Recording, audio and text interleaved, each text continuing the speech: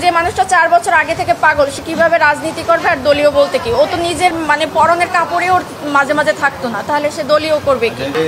মানুষরে তো এরকম মাইরে ফেলায় না। সে যদি একটা খুনিও হইতে পারে, তারে তো এরকমের জীবন তো মাইরে ফেলাইতে পারে না। বলেন এটা কোন আইনে আছে আর কোথায় আছে? অবশ্যই চাই, একদম সঠিক যে মারছে তার একদম সেই সর্বোচ্চ আইনের সর্বোচ্চ ব্যবস্থা নিতে হবে। কারণ ওর গার্জিয়ান নাই, সেই জন্য একটা মানুষ, অসহায় মানুষরা তো এরকম মারতে পারে না। একটা কুকুরেও তো মারতে পারে না, এরকম মারতে মারিয়ে ফেলাইতে পারে না। মূলত 11টার দিকে আমার বাবাকে ফোন দেওয়া হয়েছে, রাত 11টার সময় ফোন দেওয়া হয়েছে, আপনি কি তোফাজ্জেলের মামা? তখন আমার আব্বা ধরছে যে, তখন বলছে যে তোফাজ্জেল এরকমের আমরা ওরা আটকাইছে, এই হলে আছে, এখানে এখন ওকে নিতে হলে টাকা দিতে হবে 35,000 টাকা দিয়ে ছাড়াই নেন, নাহলে আমরা ওরা ছাড়বো না, ওরা আরও মারবো। তখন আমার আব্বা বললো যে আমি তো গ্রামের বাড়িতে, আমি কীভাবেই করবো। তখন আমার আব্বা আমাকে ফোন দিছে যে তুমি একটু কথা বলো, তোফাজ্জেল নাকি এরকমের উনি ওর হলে এরকমের ওর কথাবার্তা অসঙ্গতি পাইছে, এই জন্য ওরে ধরে ওরে মারতেছে।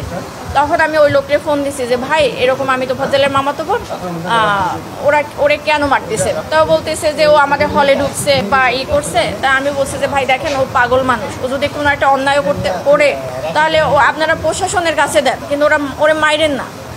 তখন বলে কি আপনি যে পাগল, কিন্তু ও তো ওর আচরণের কথাবার্তা, একটা পাগলের মামার নাম্বার কেন মুখস্থ থাকবে? একটা পাগলের সে চাচাতো ভাইয়ের নাম্বার পর্যন্ত মুখস্থ থাকে, তাহলে সে কিভাবে পাগল হয়? আমি বলছি যে দেখেন, ও অনেক মেধাবী ছিল, ওর মা বাবা ভাই বোন সবাই কেউই নাই বলতে গেলে। ও এই কারণে ওর ভাই গত বছর 15 রোজা হলো লিভার ক্যান্সারে মারা গেছে। তো ওই ভাইয়া, ও আগেই মাথায় সমস্যা ছিল, ভাইয়া অনেক ডক্টর দেখাইছে, আমার ফুপু মারা যাওয়ার পর থেকে ওর এই সমস্যাটা হয়েছে। কিন্তু কারোর কোনো ওই যে ধরেন আপনি খাবার খাচ্ছেন, আপনার থেকে টান দিয়ে নিয়ে খাইলো, ওর ক্ষুধার জ্বালার কারো থেকে টাকা নিল চাইয়া, যে এইরকমের। ওর বাবা মারা গেছে রোড অ্যাক্সিডেন্টে 8 বছর আগে, 5 বছর আগে ওর মা মারা গেছে লিভার ক্যান্সারে। তারপর ছিল ওরা 2 ভাই। ওর ভাই হলো নাজিরপুরের থানার এসআই নাসির হোসেন। তখন উনি গত বছর পহেলা রোজায় ধরা পড়ছে ক্যান্সার, উনি 15 রোজায় মারা গেছে। তো ওর ভাই মারা যাওয়ার পরে ও একদম রাস্তার উম্মত পাগল হয়ে গেছিল। তারপর আমরা অনেকবার ট্রাই করছি ওরে পাবনায় নেওয়া ডক্টর দেখানোর জন্য বা করার জন্য, কিন্তু ওরে ইয়ং তো, ওরে ধৈর্যাও বাইদাও রাখার মতো ওরকমই না। একবার শিকল ভাইকেও ছুটে গেছে, জেনেনকে আমরা সকালে পাবনায় নিয়ে যাব। এখন কালকের তো এই অবস্থা। পরে হলো ওই লোক, আমি ফোন দিছি, পর উনিও আমাকে সেম একই কথা বলছে।